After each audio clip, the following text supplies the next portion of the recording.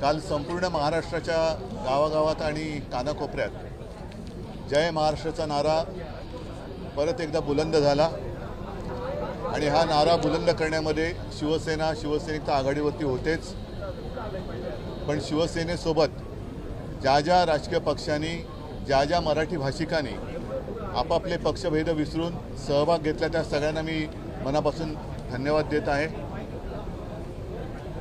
सरकारला शहाणपण सुचलंय की नाही हे येत्या काही दिवसात कळेल,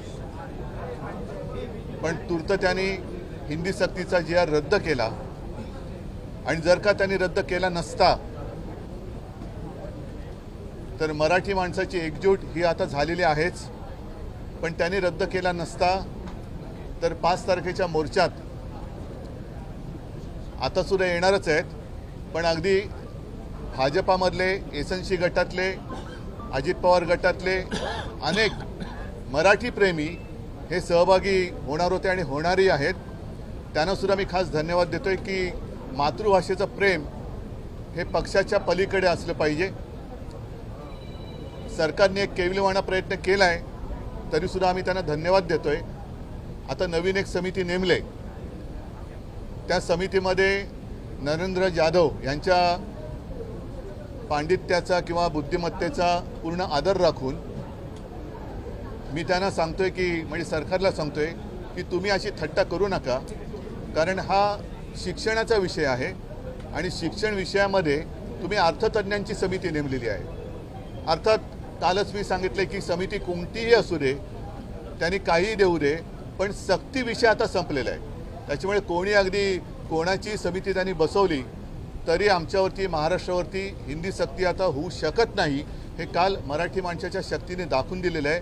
म्हणून त्यांना मनापासून मी सगळ्यांचे परत एकदा आभार मानतोय। 5 तारखेला विजय मेळावा म्हणा किंवा विजय मोर्चा हा येथे 1-2 दिवसामध्ये नेमकं काय आणि कुठे हे जाहीर होईल, त्याही बाबतीत आम्ही सगळ्यांशी बोलतो आहोत।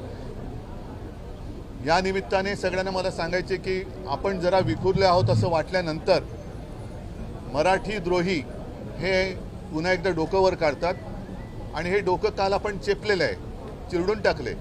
हे पुन्हा यांचा फणावरती येऊ नये असं वाटत असेल तर परत संकट येण्याची वाट बघत बसण्यापेक्षा ही एकजूट ही आपण कायम ठेवली पाहिजे आणि या एकजुटीचं दर्शन हे येत्या 5 तारखेला आम्ही घडवल्याशिवाय राहणार नाही। मुंबई महापालिका जाहीर झाले का? हा, मग येऊ दे ना तेव्हा। आपल्या आंदोलनाला मोठा विजय मिळालेला आहे, संयुक्त एक एफर्ट होता, तर या संदर्भात आपली राज ठाकरेशी काही बोलणं झालं? तुम्हाला म्हणून माझ्या बोलण्यातला अर्थ तुम्हाला कळला असेल की 5 तारखेला विजयोत्सव हा साजरा करणारच आम्ही सगळ्यांशी बोलतो आहोत। ज्याप्रमाणे आंदोलनात सगळे पक्षभेद विसरून आमच्यासह एकत्र उतरले होते, तीच एकजूट आपल्याला विजयोत्सवामध्ये दाखवण्याची आवश्यकता आहे की जेणेकरून या सरकारचा एक कुटील डाव होता की पहिलं मराठी अमराठी करायचं, मराठी भाषिकांमध्ये फूट पाडायची।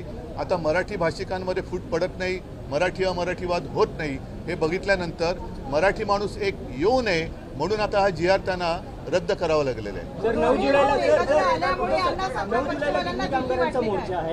हो, गिरणी कामगार सुद्धा त्यांची सुद्धा समिती मला येऊन भेटून गेली होती, त्याहीबद्दल आमची चर्चा सुरू आहे आणि त्याच्याही बाबत आमचा निर्णय आम्ही त्यांच्यासोबत आहोतच, म्हणजे तो काही वेगळा विषय उत्तर द्यायची मला गरज नाही। गिरणी कामगारांसोबत आम्ही आहोतच, पण तोही मोर्चा कुठून कसा काय हे सुद्धा त्यांच्यावरती आहे, त्यांनी जाहीर केल्यानंतर आम्ही सहभागी होऊ। ठीक आहे, सगळे विषय जे आहेत आता शक्तीपीठ विषय आहे, या घोटाळेबाज सरकारने केलेले घोटाळे आहेत, यांच्या मंत्र्यांचे रोज काही ना काहीतरी पापं बाहेर येत आहेत, शेतकऱ्यांचे विषय तसेच प्रलंबित आहे। ह्या सगळ्या गोष्टी आता काल परवाकडे आदित्यने विषय घेतल्यानंतर घाईघाईने त्यांनी कॉलेज ॲडमिशन केल्या। आता या मुलांची यादी जाहीर झाली, मला आता उत्सुकता आहे कारण आज सगळ्यांच्या घरी पेपर आलेत ना, या मराठी पेपर आलेत ना, मला उत्सुकता आहे की ही कमळी कोणत्या भाषेच्या शाळेतनं शिकली, कारण मार्क मिळाले 100 पैकी 100, कमळी आमची 1 नंबर। आता ही कमळी नेमकी कोणत्या भाषेच्या शाळेत शिकली, त्या कमळीवरती कोणत्या भाषेची सक्ती होती का, तिने 100 मार्क कसे मिळवले, का त्या 100 मार्कात सुद्धा EVM तिने वापरलं होतं का, तर ती मला उत्सुकता आहे। त्याच्यामुळे कमळी आमची 1 नंबर म्हणणारे कोण आहेत त्यांना मला आता बघायचं आहे। सगळ्यांना धन्यवाद। जय हिंद, जय महाराष्ट्र। एबीपी माझा, उघडा डोळे बघा नीट.